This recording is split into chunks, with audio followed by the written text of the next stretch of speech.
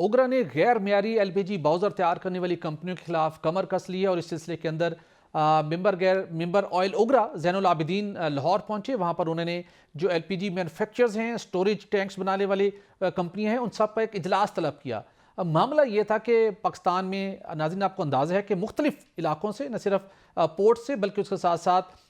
Taftan border سے, گوادر سے L P جی کی ترسیل کی جاتی ہے ملک بھر کے اندر. اس ایل پی جی کی ترسیل کے لیے ایل پی جی باؤزر کا استعمال کیا جاتا ہے اور عالمی سٹینڈرڈز کے مطابق ایل پی جی باؤزر دو اس کی سٹوریج کیپیسٹی کے تیار کیے جاتے ہیں, 18 سے 20 ٹن یا میکسیمم 30 ٹن. اور اوگرا نے بھی انہی سٹینڈرڈز کو مد نظر رکھتے ہوئے مختلف کمپنیوں کو لائسنس دیا جو ان سٹینڈرڈز کے مطابق ایل پی جی کے باؤزر تیار کرتی ہیں. لیکن آپ سن کر حیران ہوں گے کہ کچھ عرصہ قبل وہ کچھ لوگ جو اپنے وقتی منافع کے لیے, اپنے ایک ٹائم کے اندر زیادہ ایل پی جی کیری کرنے کے لیے انہوں نے بڑے ٹینکس بنوانا شروع کر دیے. خاصا یہ سنگین معاملہ اس وقت رپورٹ ہوا جب پتہ چلا کہ ایک ایل پی جی باؤزر کے اندر 45 ٹن, 50 ٹن اور 55 ٹن تک ایل پی جی ٹرانسپورٹ کرنے کی کوشش کی جا رہی ہے اور ایسے بڑے باؤزر مارکیٹ میں بن رہے ہیں. تو یہ بڑی الارمنگ سچویشن تھی اور آپ کو یاد ہوگا کہ ماضی کے اندر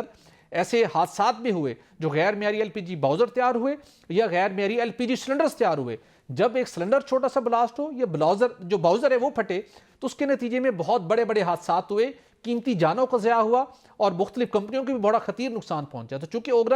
اوگرا باضابطہ طور پر ان مینوفیکچرز کو لائسنس جاری کرتی ہے تو اب ضروری تھا کہ ان کو وارن کیا جائے, چونکہ آنے والے دنوں میں اوگرا ایک بڑے پیمانے کے اوپر کریک ڈاؤن کرنے جا رہی ہے, جس کے نتیجے میں ممبر آئل اوگرا زین العابدین لاہور پہنچے. سب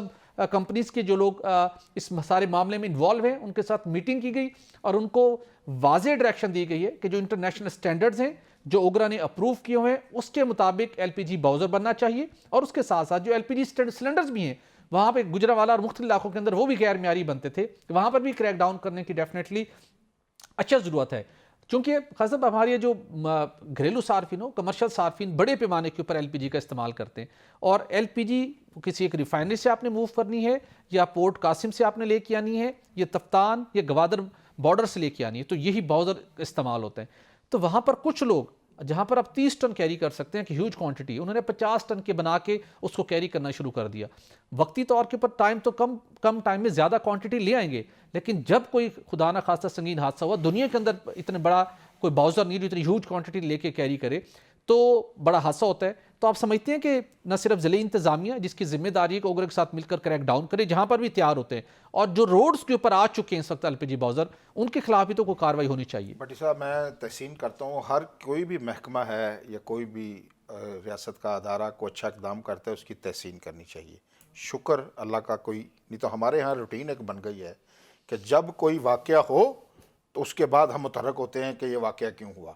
یہ جو باؤزر جیسے آپ کہہ رہے ہیں یہ چلتے پھرتے بم ہیں سڑکوں کے اوپر, ٹھیک ہے نا, یہ صرف خود کو متاثر نہیں کریں گے, جو ارد گرد ان کے ٹریفک جاری ہوگی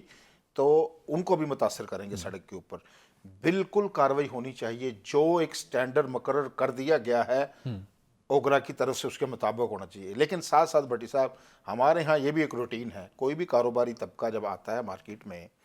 تو اس کو تنگ کرنے کا بھی جب ایک اصول بن جاتا ہے اس کی آڑ میں کسی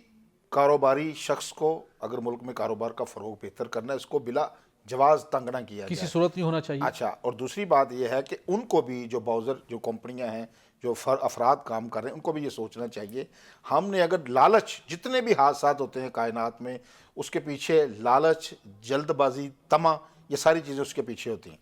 اگر آپ لالچ کر کے جہاں ان کے گنجائش کم ہے اس میں زیادہ ڈال دیں گے تو اگر خدا نہ خواستہ کوئی جان لیوا حادثہ ہو گیا جس کے نتیجے میں 8, 10, 15, 20, 50, 100 بے گناہ جانیں ضائع ہو جاتی ہیں اس سے قبل کہ آپ پہلے میجرز لیں,